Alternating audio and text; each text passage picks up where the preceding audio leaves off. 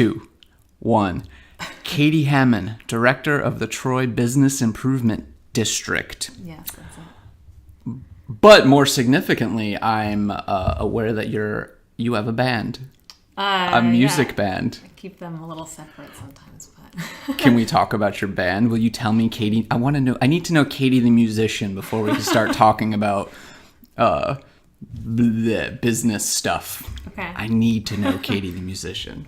Okay. What are you the singer, guitarist? I am both of those. Please, the floor is yours. Yep. Where did music music? called Beargrass. Fairgrass? Beargrass, as in the animal, the bear. I love bears. Go on. Which we've been a band for quite a long time, and when I try to play as much as possible. We usually play about once a month or so, but 2 of our band members just had babies, so we're on a little bit of a break. When was the last time you played? I actually played a solo thing a week ago. But do you have another one? Or was that the one I was thinking? I was aware that you were playing somewhere. That's probably it. That was it? Yeah, I mean, we try to play as much as possible. We have an album that we're releasing in August. Do you write the music? Uh-huh. What does that look like? The process for writing? Well, I mean, it's changed a little bit over the years because I get more or less busy depending on the time of year and depending on how old I am at the time, and what job I'm in. But I say, if I have more time, then I'm definitely writing, once a week or so, maybe twice a week. But my life over the last couple of years, I've been writing like once a month, every 2 months. So it's really not as much anymore, but we try to practice once a week and focus on writing when we can. Now, when you say you're just writing like once a month now, does that mean you're writing one song, or you just have one writing session per month? Yeah, one writing session. So that's heartbreaking. A slow process. That's really heartbreaking. But you know what? Hopefully it's better. It's better writing, I guess. Oh, well, I guess that's a way of looking at it, right? Like if you're forced to adjust your process, something else might come out. Possibly. Like if you get knocked out of your zone that you were in, if you're doing it several times a week, like you said, and now you can only do it once a month. Yeah, I wonder about that. I expect big things then, Katie. Great. Oh, I have to apologize. I ran out of bottled water. Oh, you're good. I have some water in the bag. All right, good. It was wise to be a little prepared. Yeah. I need to know more music stuff. When did this start? Like for you, as before a band ever came, like as a little kid. Yeah, so my mom's a music teacher, so I grew up around music. My grandmother was a piano teacher, and so that's just kind of part of who I am. I'm really the only person in my family outside of like my siblings that plays music, right? Or of my siblings that plays music.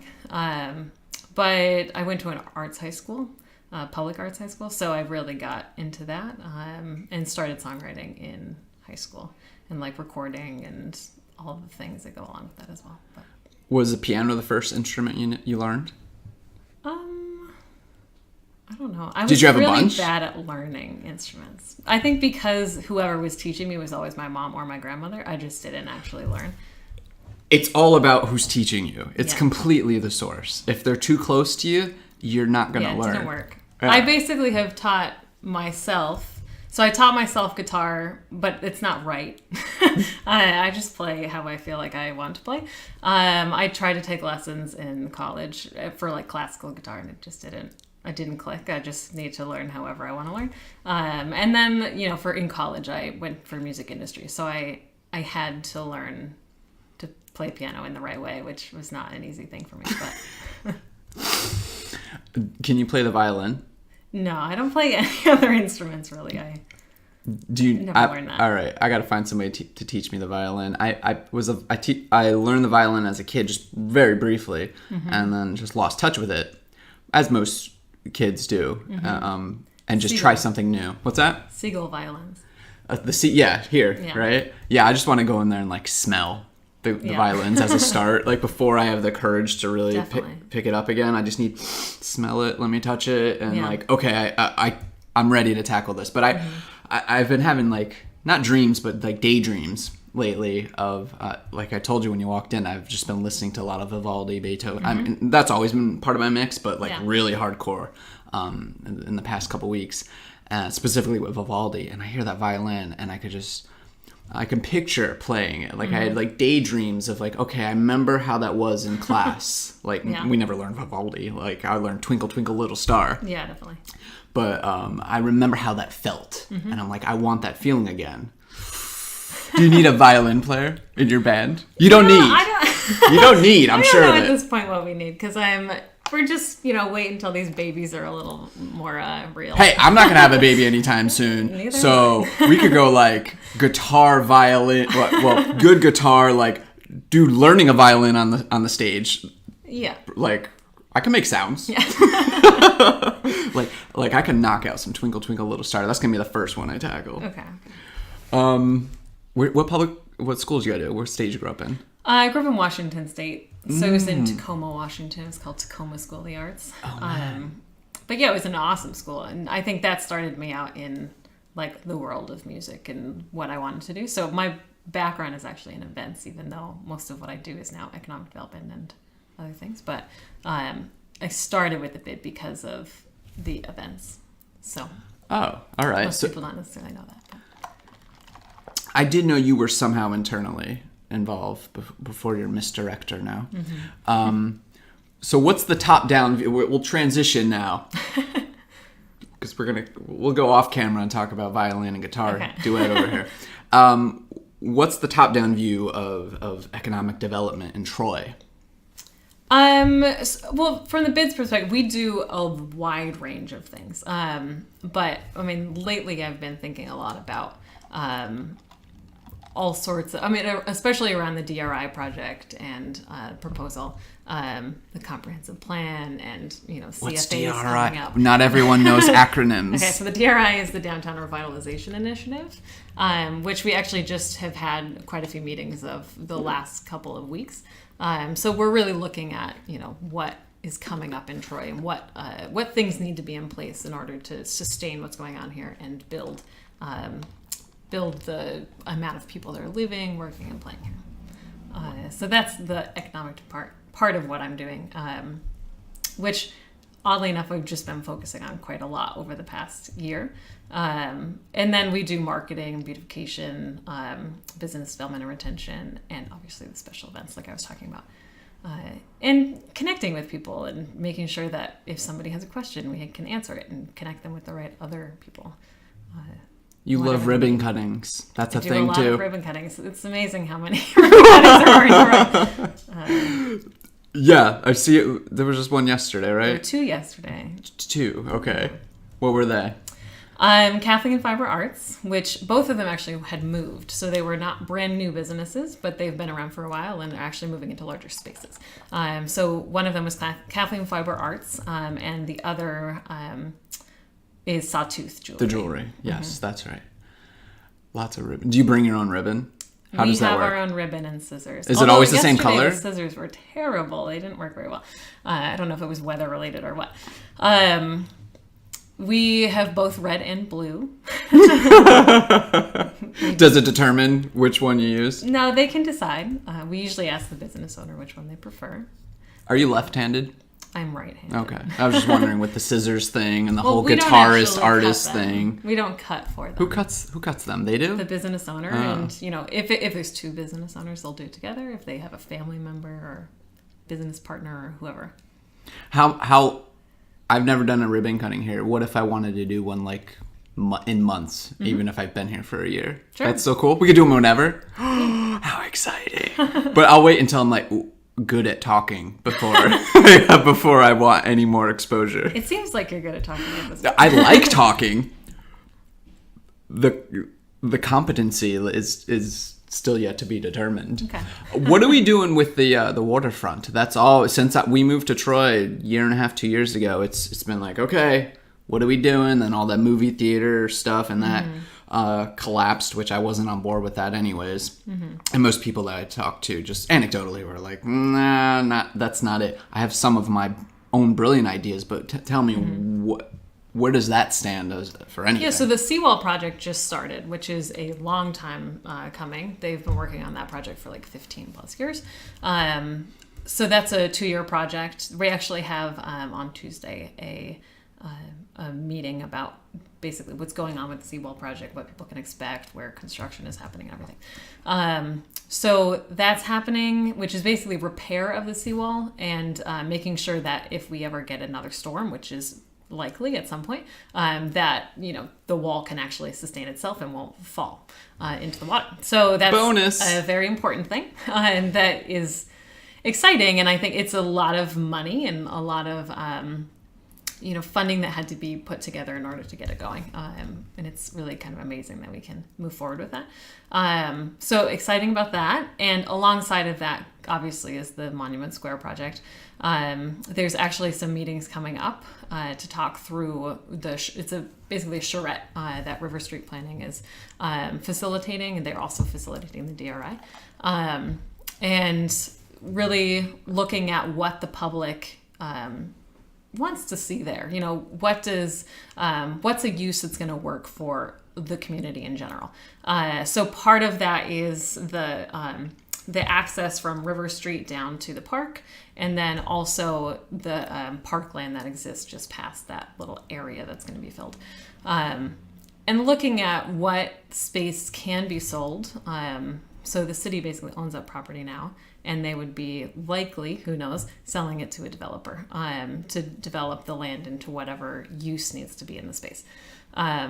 So they're hoping that after this process, we have a better understanding of what the public wants to see, and that the developers that are going into an RFP process would be able to better know what they should be planning in their response to the RFP. So that's a whole big process, but I think it's the week after Riverfest, so June 18th, likely through 21st.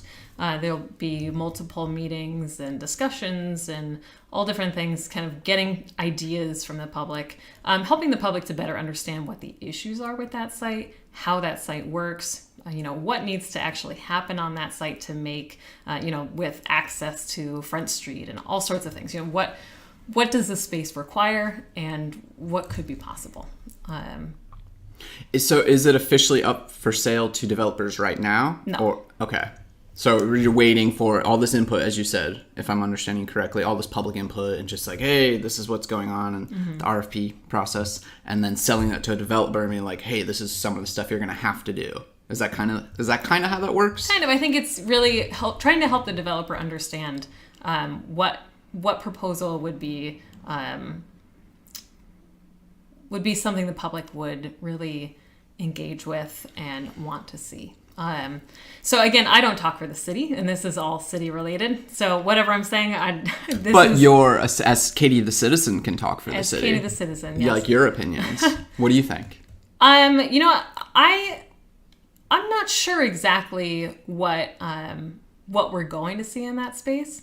I feel like there's a lot of people that have very similar thoughts on what could work in the space, but I can't really say what we're going to see, because there's a whole week to really figure that out at some point very soon. So I'm looking forward to that, and I want to be a part of the conversation and every time and hear what everybody has to say about so you're all like, okay, give me all of it, and you're open to anything.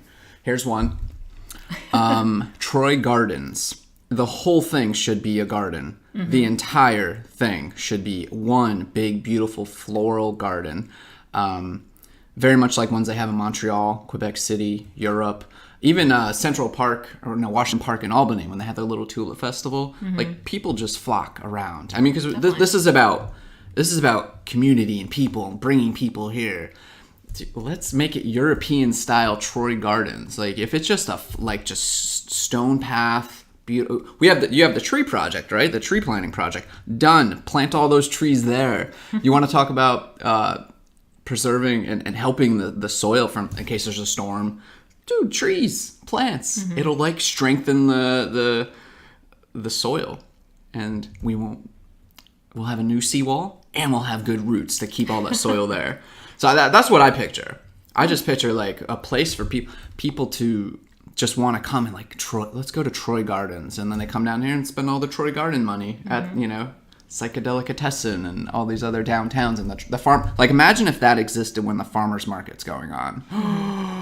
You could just grab some stuff from the farmers market and just go sit on a bench surrounded by flowers and trees and plants and Yeah, I mean, so there's a lot of thought around that space, and everyone has their own opinion as to what needs to be there. So, I mean, I really encourage anybody that is interested in that site to be a part of this process. Because I'm gonna go and talk and tell. Yeah. I'm gonna tell them my Troy Gardens. Great. I'm gonna draw pictures.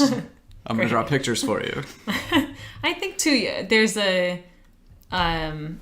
some misunderstanding around what's possible in that site. I think we really need to help the community to better understand, what the issues with that site are, and that there needs to be some revenue generation off of that site in some way, unless there's, massive amounts of money that are coming into that site for whatever reason. But there's, it's a difficult place to work around.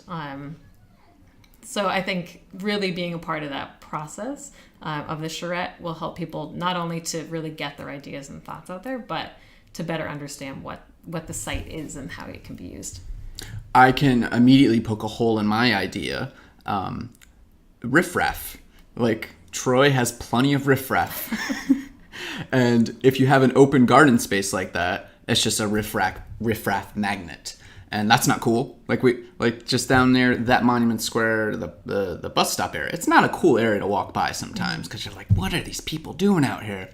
And I think that was one of the reasons. That was one of the things I heard why they removed the trees from the riverfront park, was just like, hey, people were just hanging out and like doing drugs and not nice stuff. I don't know how those the 1990s. I don't know. That was just what somebody who's been here for like 30 years told me. I was like, oh, okay. I mean, I get it. But maybe if we make it really nice. And what's wrong with having a cop walking around? Mm-hmm. Like, nothing. Like, that is one of my...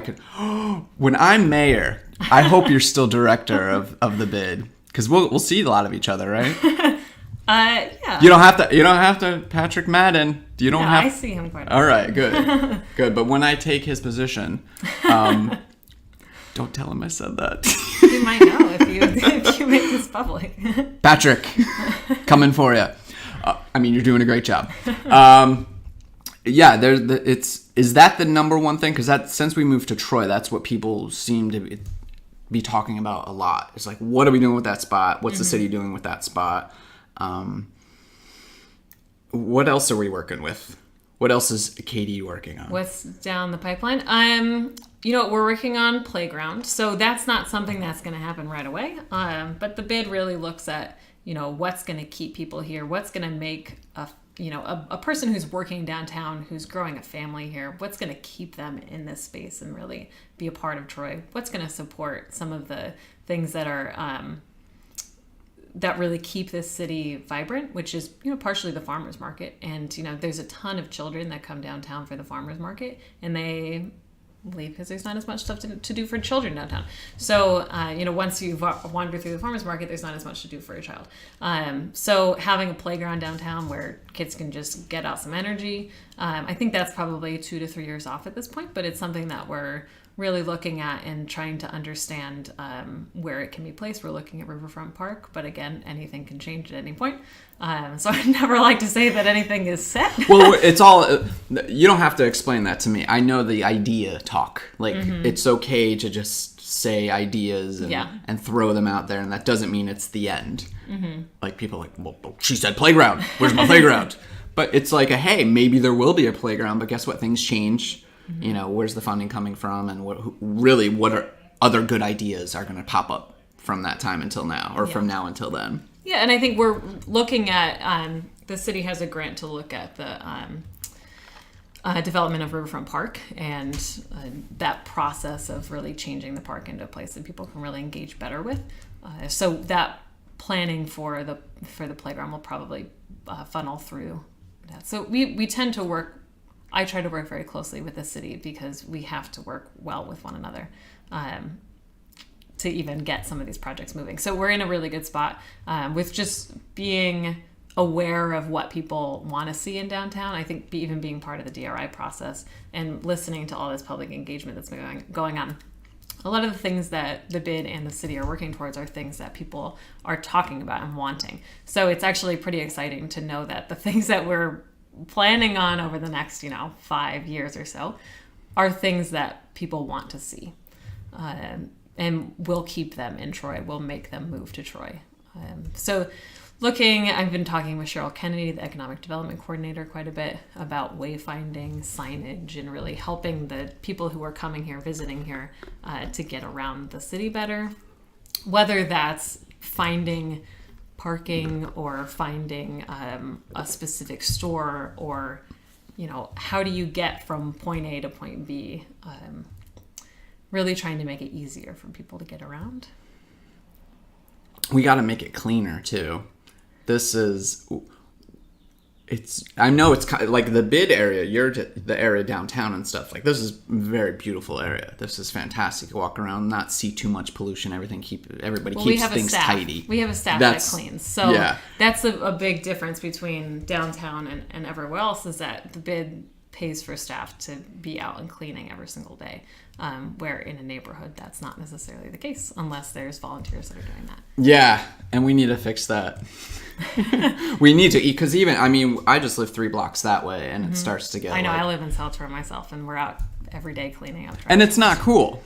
I really like to for communities to get really good at the basics before they start, like, triple 10-screen movie theater or whatever it is. I'm like, wait. We still have so much trash and garbage and glass and... I think a lot of that is education, because there are so many people that learn from very young that it's okay to just litter.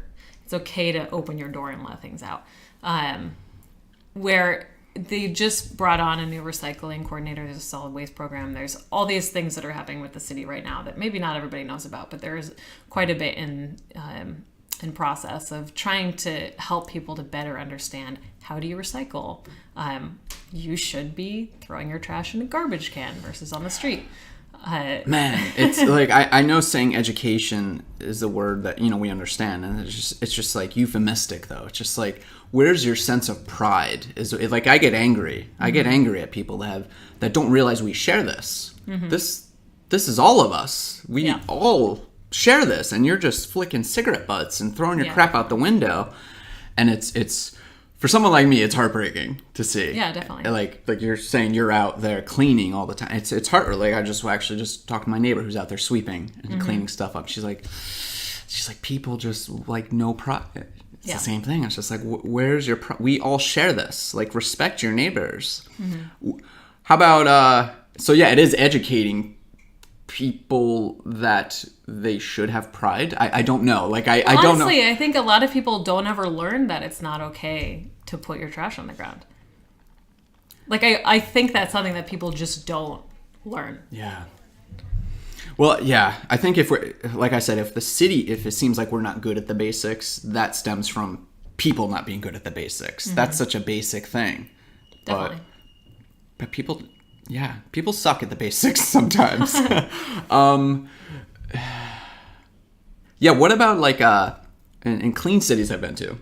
Like, beautiful clean cities, a lot of them. Montreal, Philadelphia. Yeah.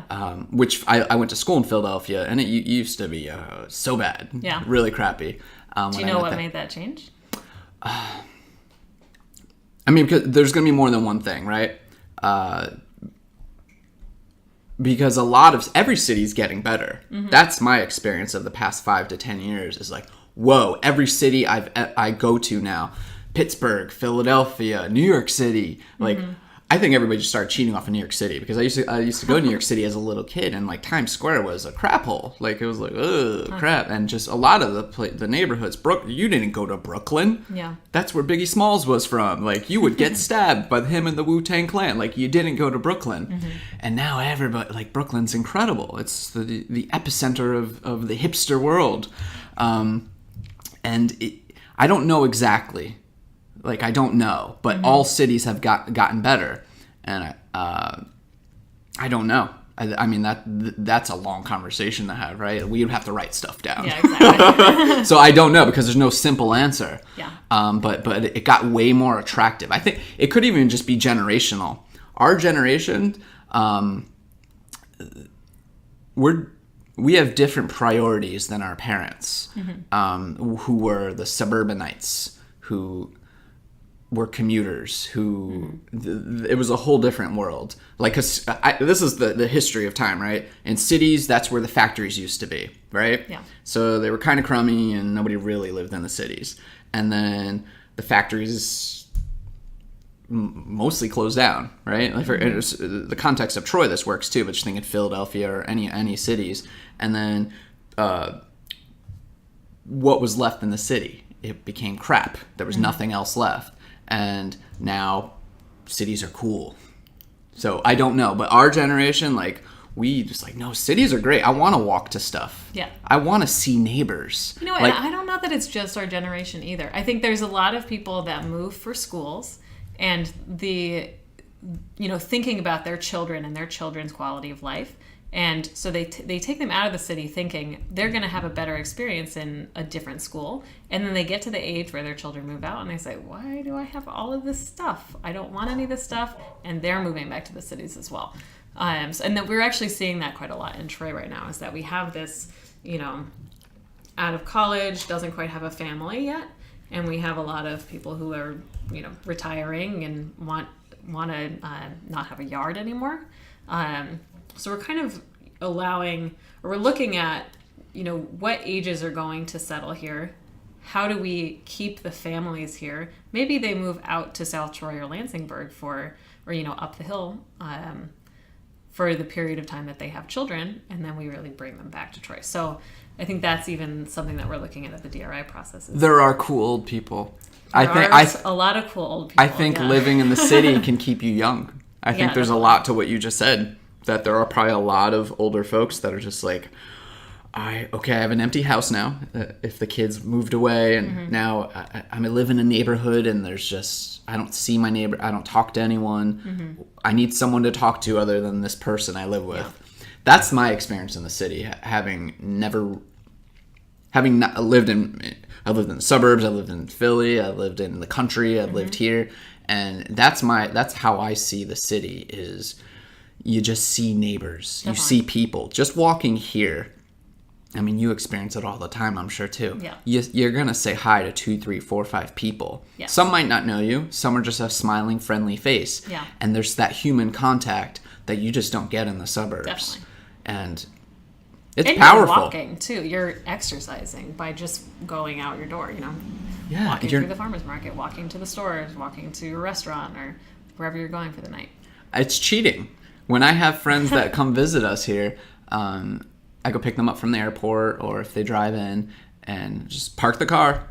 Okay, we're not going to need that for 2 or 3 days. Exactly. Unless we're going to go to a mountain, hiking up a mountain. But basically, you want to eat? Okay, let's go walk. You want to go get a coffee? Okay, let's go walk. Yeah. You just want to go sit and just hang out outside? Okay, let's just go walk. Yeah, like it's just not getting in a car.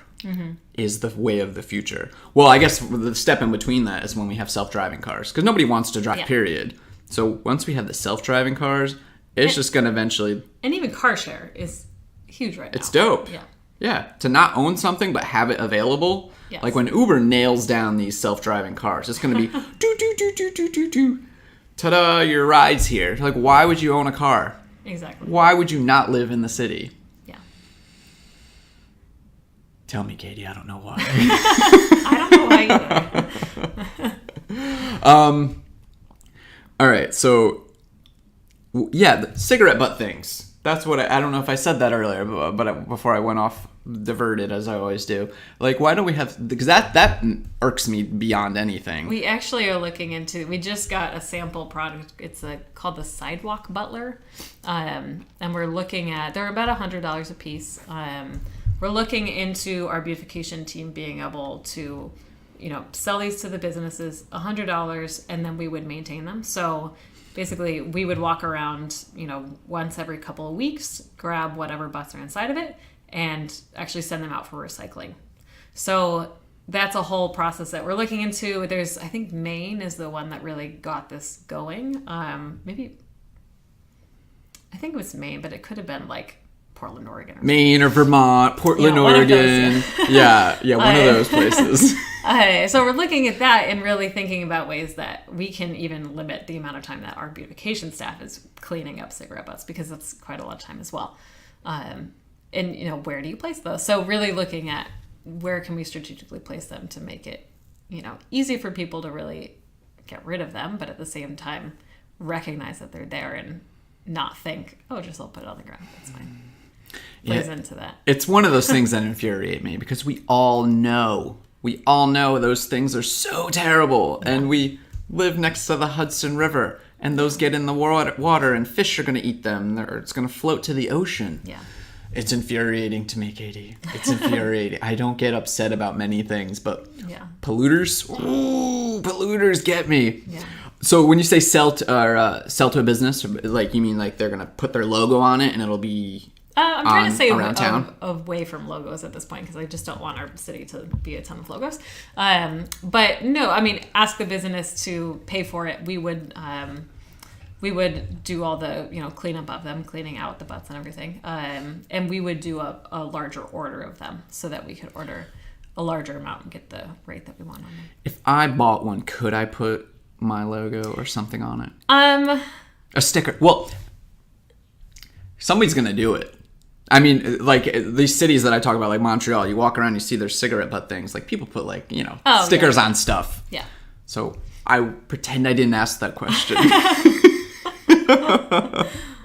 So beautification, that is that part of the tree program too?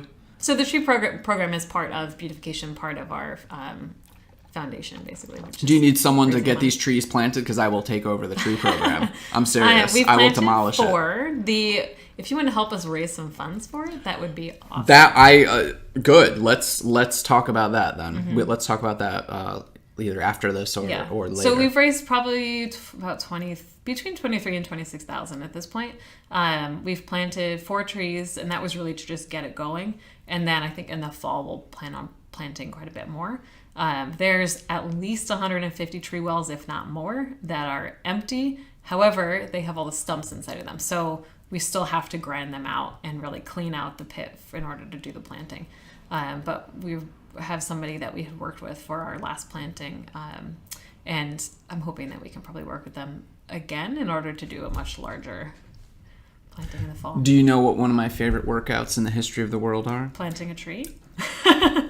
No. Well, that would be the end result. But before you get there, you mentioned the stumps. Just give me an axe and a sledgehammer and a shovel, and I'll take out those stumps. Yeah? Yeah. I would do that for a month.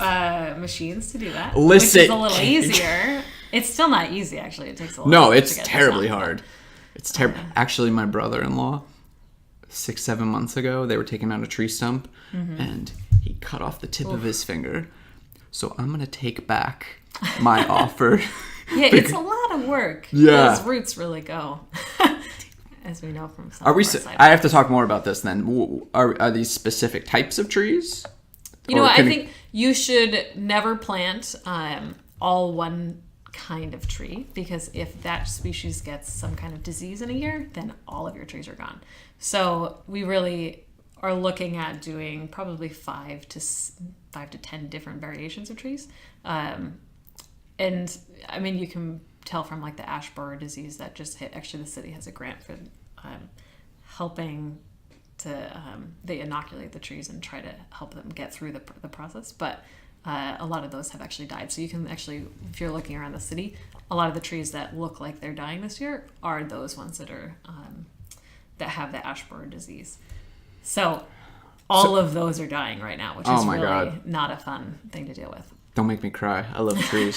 I love trees. Well, luckily they can hopefully get them back to life before they are all gone. But. So that's like the Irish potato famine theory. Yeah, exactly. Like they just had the one type of potato, I think. Mm-hmm. And it got blight or whatever happened to it, and it wiped out everything. Yeah. So yes, let's diversify the trees. Exactly. So if I can help raise money and figure that out, could I help pick out some of the trees? Sure. I mean, I don't know what exactly that process looks like, but All I right. definitely. But what if I showed up? Earlier. What if I got someone to donate like 100 trees? Awesome. Like a nursery or like okay, a tree farm. All right. How about Douglas fir? Can we plant a bunch of those? Douglas. So we try to plant trees that are not going to have as big of a root barrel, so that they're not really pushing up the sidewalks as much. That maybe grow a little slower, so that they're not getting huge in the spaces. You got to really think about the city trees and how you want them to grow and where they're being planted. You and your rules. You and your tree rules. Yeah. Well, other ones are very pretty anyways. All Street right. trees. Good. Yeah, they can. I grew up in Washington. There's a lot of fir out there. You're not that far from the deserty area of Washington State, right? So the desert is on the opposite side. So there's basically the mountain range in the middle, and then. Oh, am I thinking where Olympia is? Where near? Or grew up between Olympia and Seattle, so that's along the Puget Sound. But like Spokane is what most people think of when they think of the desert of Washington, and that's on the complete opposite side of Washington. It's like a 5-hour drive. Okay. Yeah, I remember learning. Maybe 3 hours to the desert. I don't know. Did you ever go like dune buggying there? My brothers did. We used to go to the dunes to go camping or whatever. Yeah. Do you go camping now still? You hit the decks? Not as much. I work a lot of weekends, so it's hard to get out. But that makes me sad. So you're not writing as much music. No, I have. The band's breaking up. You don't go camping anymore. There's babies breaking up the band. But you have an album coming out. We have an album coming out, so they have to come back. Yeah, they do. They will. I know they're on board. So tonight is what? The Hidden Garden Tour, which is one of my favorite things about Troy. Mm-hmm. It's absolutely incredible, which is why we should have Troy Gardens. I mean, it's perfect. Yes. Like, this is a garden city. Mm-hmm. Like, we would put Albany's little tulip festival to shame. Like, we would destroy them if we did that instead. You know Ottawa? Have you ever been to their tulip festival? I haven't, no. My God. I believe, besides maybe the Netherlands, Ottawa has the biggest tulip festival, I believe, in the world. It's actually a fantastic story. It's so romantic. And so back in World War II, Nazis invading Amsterdam and Netherlands and all that, they sent, the Netherlands sent their princess to seek refuge in Canada. And so for the duration of the war, she was here. And I think maybe a couple other people, her family, maybe little kids and stuff. And so as a thank you, ever since 1950s or so, just as a thank you for, hey, thank you for taking care of our family, the royal family, while during the war, the Netherlands sends them, I don't know, 2 million or 500, it's a big number, 500,000, 2 million, whatever it is, bulbs, tulip bulbs every year. So Ottawa has this tulip festival. It is breathtaking. Awesome. It is phenomenal. And thousands and thousands and thousands of people show up for that thing. And we could do that in Troy. But tell me, Hidden Garden Tour. I just heard yesterday somebody was saying we should do a lilac festival. Please. But, Please. Something a little different. I feel like we had a daffodil festival where I grew up. Flowers, you gotta love them. You do have to love them. Great, yeah. and they would fit perfect here. Like we kind of hit upon the farmer's market. What do you do with a kid once you're done shopping? Have a playground and a gardens to sit in, and then learn about trees and learn about they have to have the labels with them. That's the funnest thing. Like, what kind of flower is that? What kind of plant is that? All right, that's my proposal. I'll be going to these meetings for sure. Great. With some pictures. So the Hidden Garden Tour, for anyone who doesn't know, please explain that, because I love this concept. So we actually don't, they're technically not a member of ours, so I actually don't know a ton about it, but really you go to Sage, you pick up your program, and I think they have like maybe 50 gardens on the tour. And you wander around and check out the backyards of everybody. Oh yeah, you said you haven't done this yet. I haven't done it yet. I'm about to. We did it for the first time last year, and it was a really rainy, gnarly day. Yeah. But it was still incredible. It's still just a great turnout. People are just smiling, walking around. And it was beautiful. These yards you could go into these, 150-year-old courtyards. These European style courtyards. These city, just beautiful. Fountains, gardens, plants, brick everywhere. And today's going to be incredible. Yeah, this evening. This is divine. So this garden tour, I would imagine, is going to have a killer turnout. But it's absolutely incredible. It's breathtaking. So it's one of those Troy things that between that and the Victorian stroll, when we were thinking about like checking about where should we live, Albany or Troy, it's like, wait, a hidden garden tour and a Victorian stroll. Yeah, let's go live in Troy. This is a cool place. How about Victorian stroll? Stroll's been around for a very long time, and it's kind of the thing to do in the winter. It really kicks off our holiday shopping season for downtown too, which is really, it's a good way to advertise all of the businesses that are down here, because there's so many that you can really grab all your gifts for everybody. Yeah, and I've just never been to another city that had that kind of between those two things. Like, what's a hidden garden tour? Yeah. What's a Victorian stroll? What's the other weird one? The one people walk around and steampunk. Yeah, steampunk. Enchanted City. Yeah, but that's kind of become that's been around for a while, like around the country. 4 years? But around the country, other places. Steampunk, the steampunk movement has been a thing. But I didn't learn about it until the steampunk, the one here. I was like, oh, okay, people do lots of things. Yeah. Lots of things I don't understand. It's definitely a fun festival, though. There's a lot of things that you've never seen in your entire life that are there. So it's a good one to go to. Do we have to wrap this up now? I never know when a half hour is done. I have no idea. But who should check? Let's see. Let me check. It is 4:42. That was 40 minutes. Okay. You tell me. Are we done? Do you want to wrap it up? 10 more minutes. 10 more? There you go. See, I'm going to take that as complimentary. I love that you want to stay 10 more minutes, because that means we're having fun. Exactly. Deal. Okay, so how to best use these next 10 minutes?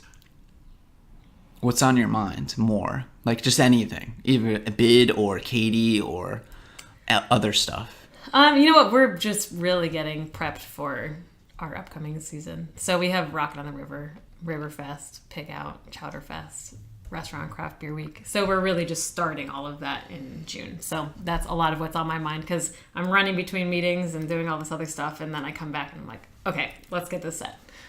We have a lot of events here. Now that you just named all those again. There's a whole lot of events. You know, and ASO is doing an event, Albany Symphony Orchestra, this year, which is bringing the symphony downtown to the riverfront. There's the Glass Barge is coming.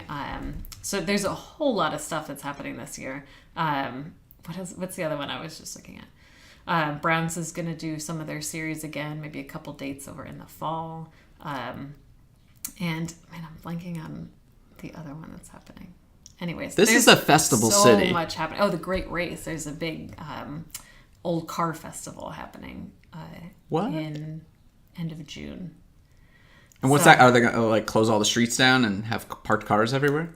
It'll be a lot of old cars that come in, like one every minute for every 5 minutes or something for like 3 hours. What? Wait, what? They're coming from Buffalo. It's a much larger, like maybe a week or two long car show that moves from city to city. It's actually a pretty cool. Is it just New York? Event. I don't think so. I could be wrong about that. Great Race. Well, from Buffalo to, I would just think that's like the Erie Canal corridor. Yeah, I think they're kind of following that maybe. Have you ever hiked the Erie Canal or biked it? What's the longest bike ride you've ever been on? You know what? I have no idea. I really haven't ridden a bike much since I was a kid, which I rode my bike all the time as a kid. I grew up on an island, so like what else are you supposed to do? But yeah, I don't know. I haven't. What about all these bike lanes? You see my segue there? I love them. All these brand new, shiny, white, very well-defined bike lanes. Yes. What's up with that? And all the I feel like I see a couple new CDPHP bike spots. Yeah. I feel like I see a couple new that weren't there last year. So CDTA has worked with CDPHP. They're the sponsor of it to do the bike share program. And that's awesome. I mean, it's throughout the entire capital region. And it's a really good way for like if you're biking around at lunch and you want to come from, you want to check out a restaurant across the way, you can go over there. If you want to ride your bike from work or wherever you're coming from, work to home or whatever. Awesome program. Really excited about it. And it worked really well last year. I think they had a little period of time where they were trying to figure out who was taking bikes where, so that, obviously if there's people have to ride downhill, all the bikes end up downhill, so you have to bring them all back uphill because people don't bring them back. No. So they had to figure out that process, but at this point they have figured out the process and are able to add more. So that's pretty exciting to see more of that. And then the bike lanes, Transport Troy has been working on this for quite a long time. There was a grant that was, I think, like 18 years old or something like that. It was about to go away, and they really got the shovel on the ground this year and just started it, which is amazing. And it's really a nice way because at some point we'll be able to connect to all of the different trails in the capital region. So they're doing some up on Prospect Park and connecting kind of up on the hill. And then there's ones that are going to run, once the seawall project is finished, we'll see more along the entirety of the waterfront, which is amazing. I'm so excited about it. That will be so incredible. Yeah, we live on 2nd and always walk the dog on 1st, and that's where the big brand new bike lanes, one of the spots of them.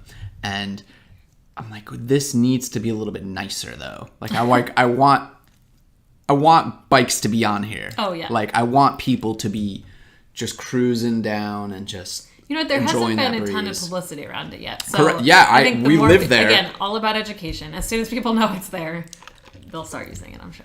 Especially with those CDPHP bikes. What's Transport Troy? Just a group of individuals that is interested in transportation and other means of transportation besides cars. So they do the Collar City Ramble every year, which is a big event around transportation, and they've done Parking Day last year, which is taking parking spaces and turning them into public spaces to be used for a park or you might have seen there was green paint that was put up with barricades so that the whole space was used for like a month or something. In front of Ilium, right? There were a few different places. Oh, that was an art public thing. Art program. That was an art program. Okay. Yeah. But those are kind of in conjunction with one another. Oh, my other favorite thing, the turkey trot. Oh, yeah. I love the turkey trot.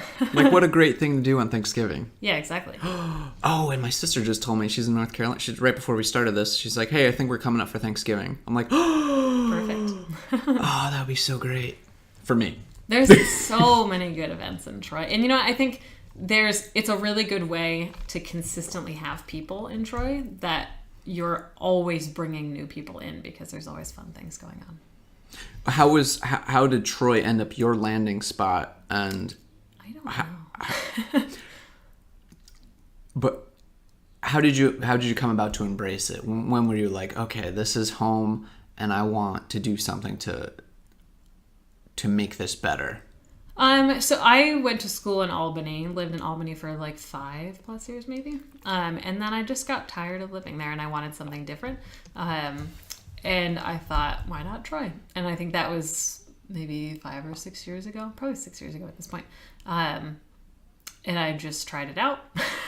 And my husband and I lived up on the hill. And, at some point we decided that we wanted to be able to walk places. So we purchased a house in South Troy. And it was the price was, equivalent to what we were paying in rent. So it just made sense for us to do it. And it's a 2-family. So we're able to really cover the cost of living pretty easily. So it was kind of just an easy transition. And, it's so nice to be able to walk wherever. And we really try to do that as much as possible. Katie, I've lived in a lot of places. And this is the first one that I've landed. And I'm like, this is already great as it is. But it still has so much potential. There's so much. And I'm glad someone like you exists to help knock this out. All right, I'm going to go to these meetings and say Troy Gardens and tell them that Katie told me. Yeah. All right. Want to wrap this up? Perfect. This has been a lot of fun. Let's talk more. Definitely. Katie Hammon, come visit and live in Troy. Yes, exactly. Come spend your money. Come visit and love it and live here. Deal. All right. Thanks a lot, Katie.